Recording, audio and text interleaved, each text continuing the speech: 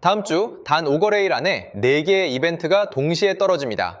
5월 12일 화요일 밤 9시 30분 한국 시각으로 미국의 4월 소비자 물가 CPI 발표, 5월 13일 수요일 4월 PPI와 오펙 월간 보고서, 5월 14일 목요일 미국 4월 소매 판매 발표와 함께 시작되는 트럼프 대통령의 중국 방문 정상회담, 그리고 5월 15일 금요일 제롬 파월 연준 의장의 8년 임기가 정확히 만료됩니다.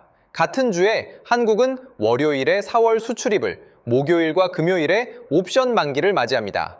4개가 우연히 같은 주에 떨어진 게 아닙니다. 4개는 한 줄로 연결돼 있고 그 줄의 끝에서 한 시대가 닫히고 다른 시대가 열립니다. 그 시대의 이름이 무엇인지는 영상 마지막에 말씀드리겠습니다. 다만 지금 코스피 7,500, S&P 500 7,230, 신용융자 36조 원 사상 최고치, 외국인이 단 하루칠 조 원을 던지고 나간 한국 시장이 그 분기점 위에 정확히 서 있다는 것만 먼저 짚고 가겠습니다. 쉽게 말씀드리면 이번 주는 미국 통화정책의 운전대가 바뀌는 주입니다. 현재 미국 기준금리는 3.5%에서 3.75% 구간, 트럼프 대통령은 이것을 1%까지, 그러니까 2.5%포인트 더 내려달라고 요구하고 있습니다. 가계로 치면 월이자가 절반 이하로 깎이는 폭이고 한나라 살림에선 거의 코로나 시기 0% 수준으로 회귀하라는 요구입니다. 그런데 직전 FOMC, 그러니까 미국의 금리 결정 회의에서 12명의 투표권자 중 8명이 동결을 택했고 4명만이 변화 쪽에 섰습니다. 8대 4. 왜 압박은 강한데 답은 미동도 하지 않을까요? 그 잠금 장치가 무엇인지는 잠시 뒤에 풀어드리겠습니다. 먼저 용어 2개만 정리하고 가겠습니다. 점도표라는 게 있습니다. 12명의 투표권자가 각자 적정금리라고 생각하는 위치에 점을 찍은 지도입니다. 2026 연점들의 대다수가 3%에서 3.75% 구간에 몰려 있습니다. 트럼프가 요구하는 1% 자리에는 점이 하나도 없습니다. 또 하나, 포워드 가이던스, 연준이 다음 회의 방향을 미리 시장에 귀띔하는 일기예보 같은 장치입니다. 그리고 연준 풋, 주가가 크게 흘러내릴 때 연준이 금리를 내려 깔아주는 보이지 않는 안전망입니다. 2018년 주가가 20% 빠졌을 때 작동했고 2020년 코로나 때는 0%까지 끌어내리며 거의 무한대로 작동했습니다. 자, 잠금 장치를 풀어드리겠습니다. 차기 연준 의장 후보의 이름은 케빈 워시입니다. 그런데 이력서가 묘합니다. 2006년 연준 역사상 가장 어린 이사로 임명됐습니다. 그리고 2008년 글로벌 금융위기 버냉키 의장이 양적 완화를 단행할 때 이 사람은 반대표를 던지고 사임했습니다. 한 세대 가까이 매파, 그러니까 돈을 조이는 쪽으로 살아온 인물입니다. 트럼프가 원하는 건 1% 인하인데 그 자리에 앉을 사람은 양적 완화에 반대하며 자리를 박찼던 사람입니다. 상원은행위원회 표결도 10세 대 11, 정확히 당파선으로 갈렸습니다. 본회의 인주는 5월 11일 월요일부터 가능합니다. 그래서 8대 4가 풀립니다. FOMC 안에는 비둘기파, 그러니까 인하 쪽 이사가 3명, 중립이 4명, 그리고 지역 연준 총재 5명 중에서도 매파가 2명, 비둘기가 2명, 중립이 1명입니다. 인하로 표를 모으려 해도 산술적으로 팔이 안 됩니다. 점도표 3에서 3.75% 합의가 단단하고 새로 들어올 의장도 매파입니다. 트럼프가 미란이나 리사 쿡 같은 위원에게 교체 압력을 넣어도 시스템 안의 자물쇠가 2겹, 3겹입니다. 1% 요구는 다음 회의 한 번에 풀릴 잠금 장치가 아닙니다. 이제 화요일 밤 CPI로 넘어갑니다. 3월 CPI는 전월 대비 0.9%, 전년 대비 3.3%였습니다. 휘발유 가격이 한 달 만에 21% 튀었기 때문입니다. 가족차 한 대로 한 달 기름값이 30만 원이던 집이 36만 원이 된 셈입니다. 4월 CPI 컨센서스는 전월 대비 0.6%, 근원은 0.4%. 시장이 호재로 받는 기준선은 근원 0.3% 이하, 악재로 받는 선은 0.5% 이상입니다.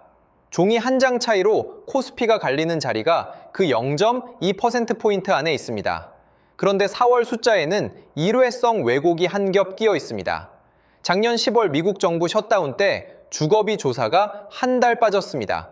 빠진 한 달치가 4월에 일괄로 묶여 반영됩니다.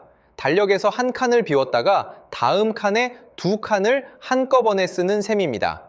표면 숫자는 올라 보이지만 실제 인플레이션 흐름이 다시 가속됐다는 신호와 동의어가 아닙니다. 다음 날 PPI가 0.2% 미만이면 피크 통과의 두 번째 증거가 0.5% 이상이면 재가속의 첫 번째 경고가 됩니다. 여기서 끝이 아닙니다. 파월 의장의 임기는 금요일에 끝나지만 파월은 사라지지 않습니다. 의장직과 별개로 연준 이사직은 2028년 1월까지 남아 있습니다. 같은 건물 안에 의자가 2개 있고 그중 한 자리는 그대로입니다. 트럼프 입장에선 의장은 갈았지만 이사 한 자리는 비둘기로 채울 수가 없습니다. FOMC 투표권 한 표가 매파 중립 쪽에 봉인된 채 2년 더 남는 겁니다. 의장이 바뀌어도 표 구성은 생각만큼 흔들리지 않습니다. 이게 청자분께서 알아두실 첫 번째 좌표입니다. 그렇다면 매파 워시, 시대, 감호차, 동결 고착 이렇게 단순히 끝날까요? 정말 이상한 점이 하나 있습니다. 워시 본인의 발언 이력 중에 한 줄 AI가 생산성을 끌어올리는 국면이라면 금리 인하가 가능하다는 단서 조항이 있습니다. 매파의 입에서 나온 비둘기 단서. 한국 시청자께는 이게 작은 글씨처럼 보일 수 있지만 이 한 줄이 활성화되는 순간 엔비디아와 HBM, 그러니까 고대 역폭 메모리 라인에 AI 반도체 쪽으로 자금이 몰리는 시나리오가 살아납니다. 우리 삼성전자와 SK하이닉스가 이 라인 위에 정확히 올라타 있습니다. 여기서 두 번째 역설이 옵니다. 미국 금리는 인하 사이클에 들어왔는데 S&P 500은 7,230, 코스피는 7,500, 둘 다 사상 최고치입니다. 보통은 금리가 빠지는 길목에서 주가가 함께 흘러내려야 연준 풋이 작동합니다. 2020년 코로나가 그 표준 그림이었습니다. 그런데 지금은 금리도 내려가고 주가도 사상 최고입니다. 통장 장호는 사상 최고인데 어딘가 불안한 상태와 비슷합니다. 이 역설의 답은 실적에 있습니다. S&P 500일 분기 어닝 서프라이즈 비율이 85%, 20년 만에 최강입니다. 한국에선 삼성전자 분기 57조, SK하이닉스 37조, 합치면 95조 원입니다. 한국 1년 국방비를 한 분기에 두 회사가 만들어낸 셈입니다. 금리 부담을 실적에 흡수해서 풋이 작동할 자리가 비어있는 겁니다. 그래서 포트폴리오 권고도 바뀝니다. 한 증권사가 56페이지짜리 보고서로 정리했습니다. 50년간 표준이던 주식 60채권 40의 시대가 닫히고 주식 50채권 30, 그리고 금원자재 같은 대체자산 20의 시대로 갑니다. 과거에는 저성장 저물가 저금리 3저 시대였습니다. 지금은 중성장 중물가 중금리 세 가지 중간값의 시대입니다. 물가 목표선도 2%에서 2.53% 구간으로 넓어집니다. 새 좌표계가 그어진 겁니다. 청자분의 현재 배분이 60대 40에 가까운지 50대 30대 20에 가까운지 이게 두 번째 좌표입니다. 이제 본인 계좌로 들어옵니다. 코스피 7,500, 신용융자 36조 원 사상 최고치입니다. 카지노 테이블에 빌린 칩이 36조 원어치 쌓여있다는 뜻입니다. 외국인은 지난 어느 하루칠 조원을 매도했습니다. 한국 주식시장의 하루 일치고는 무거운 숫자입니다.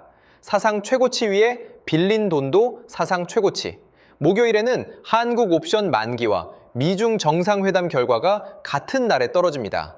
회담이 관세 합의로 풀리면 반도체 수출주 호재, 결렬되면 환율과 코스피 양쪽이 흔들리는 갈림길입니다. 본인이 들고 있는 종목이 수출 반도체 라인인지 내수 소비주인지 이게 세 번째 좌표입니다. 꼬리에 달린 위험 한 가지를 꼭 짚어야 합니다. 호르무즈 해협, 세계 원유의 약 5분의 1이 지나가는 좁은 길목입니다. 5월 1일 UAE가 오펙에서 탈퇴했고 그 직후 오펙 월간 보고서가 다음 주 수요일에 나옵니다. WTI 95달러, 브렌트 100달러, 미국 원유 재고는 지난주 231만 배럴이 빠졌습니다. 트럼프 대통령은 이란과의 합의가 결렬될 경우 군사작전 재검토를 발언했습니다. 만약 이 좁은 길목이 닫히면 휘발유는 3월에 21% 같은 폭이 다시 한번 올라옵니다. 그러면 4월에 일회성 왜곡위에 진짜 재가속이 덧칠되면서 매파 동결이 굳어집니다. 가능성은 낮지만 발현 시 충격이 큰 꼬리 시나리오입니다. 여기에 권위 있는 두 줄을 보태드리겠습니다.